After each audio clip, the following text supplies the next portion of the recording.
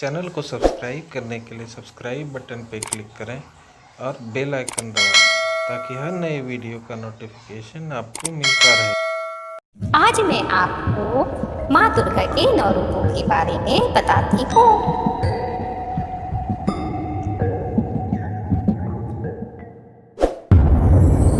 नवरात्रि के पहले दिन माता की जिस रूप की आराधना की जाती है उनका नाम है माता शैलपुत्री। पर्वतराज हिमालय के घर में पुत्री के रूप में जन्म लेने के कारण इनका नाम हुआ माता शैलपुत्री। कहा जाता है कि देवी शैलपुत्री अपने पूर्व जन्म में प्रजापति दक्ष की पुत्री थी। इनका नाम सती था। इनका विवाह भगवान शंकर के साथ हुआ था। इनके पिता ने भगवान शंकर का अपमान किया, जिसके कारण दुखी होकर देवी सती ने अपने पिता की यज्ञ के हवन कुंड में अपने शरीर को त्याग दिया था।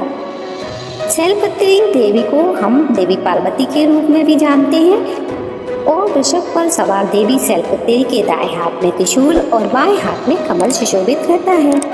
इनकी आराधना करने पर भक्त सदा धन धान्य से पूर्ण होते हैं।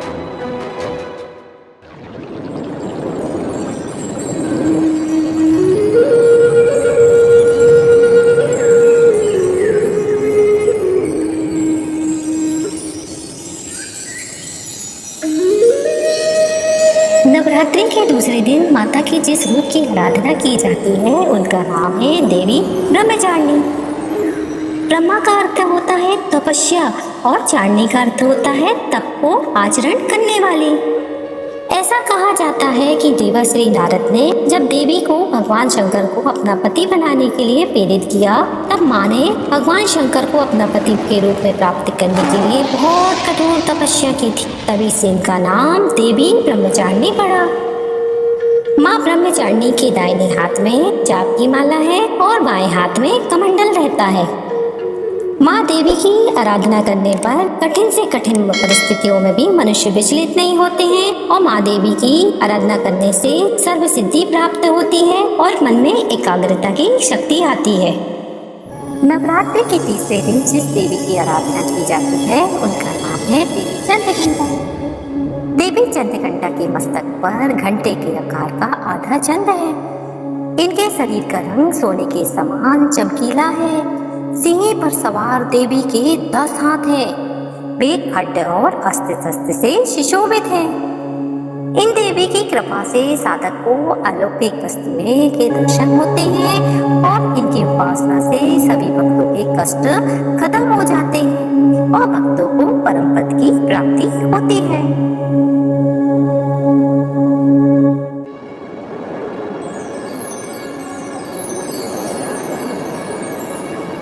नवरात्रि के चौथे दिन जिस देवी की आराधना की जाती है उनका नाम है माता कुष्मांडा।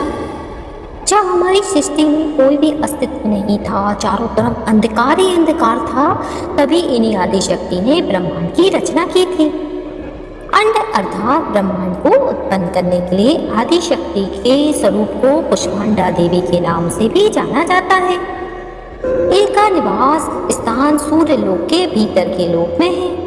इनके शरीर की आभा भी सूर्य के समान है। सिंह पर सवार इस देवी की 8 भुजाएं हैं, इसलिए इन्हें अष्टभुजाएं भी कहते हैं। इनके हाथों में धनुष, बाण, कमल पुष्प, कमंडल, कलश, गदा, चक्र और जापमाला है। माँ कुष्मांडा देवी की उपासना से भक्तों के सभी रोग शोक खत्म हो जाते हैं।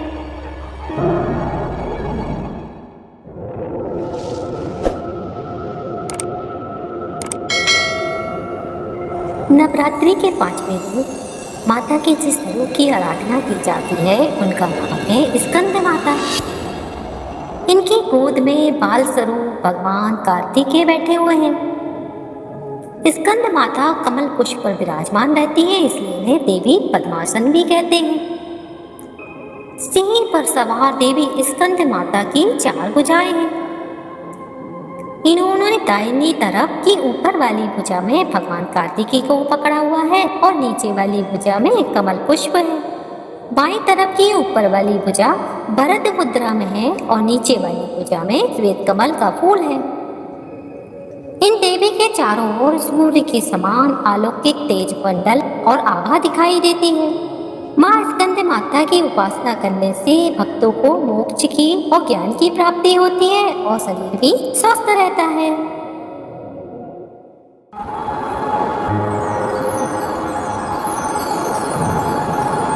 नवरात्र के छठवें दिन जिस देवी की आराधना की जाती है उनका नाम है माँ कात्यायनी देवी। महर्षि कात्यायन की कठिन तपस्या से प्रसन्न होकर उनकी इच्छा अनुसार उनके यहाँ पुत्री के रूप में माँ ने जन्म लिया था। तभी से इनका नाम कात्यायनी देवी पड़ा। इनकी पूजा से धर्म, अर्थ, काम और मोक्ष की प्राप्ति होती है। नवरात्रि के 7वें दिन देवी कालरात्रि की पूजा की जाती है। देवी कालरात्रि का रंग घने अंधकार की तरह काला है। बाल बिखरे हुए हैं और इनके 3 नेत्र हैं। नाक से अग्नि की ज्वाला निकलती है और गधे पर सवारी करती है। माँ कालरात्रि का स्वरूप बहुत ही भयानक है, परंतु यह सत्य भी शुभ फल प्रदान करने वाला है। दानव, दैत्य, भूत प्रेत आदि इनका नाम स्मरण करने से भाग जाते हैं और इनसे भयभीत रहते हैं।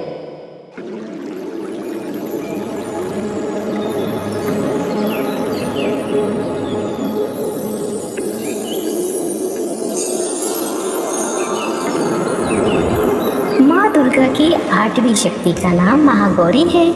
इनका रंग पूर्णतः सफेद है। इनकी उपमा चंद्र, शंख, कुंभ और चक्र से की गई है। देवी महागौरी की आयु 8 वर्ष मानी गई है। इनके आभूषण भी सफेद कलर के हैं और वृषभ पर सवारी करने वाली महागौरी ने पार्वती के रूप में भगवान शिव को प्राप्त करने के लिए कठोर तप किया। तब इनका रंग पूर्णतः काला हो गया था, परंतु भगवान शिव ने इनके शरीर को गंगा जल से मलकर धोया तो इनका रंग सफेद हो गया। तभी से इनका नाम महागौरी हो गया। देवी महागौरी की उपासना से सभी पाप नष्ट हो जाते हैं। माँ दुर्गा की 9वीं शक्ति का नाम सिद्धिदात्री है। यह देवी सभी प्रकार की सिद्धि को देने वाली है। देवी सिद्धिदात्री से भगवान शिव का शरीर आधा स्त्री जैसा हो गया था। वह संसार में इसी कारण अर्धनारीश्वर के नाम से जाने गए थे। सिंह पर सवारी करने वाली सिद्धिदात्री कमल के पुष्पों में आसीन होती है और देवी सिद्धिदात्री की पूजा करने से भक्त की सभी मनोकामनाएं पूर्ण होती है।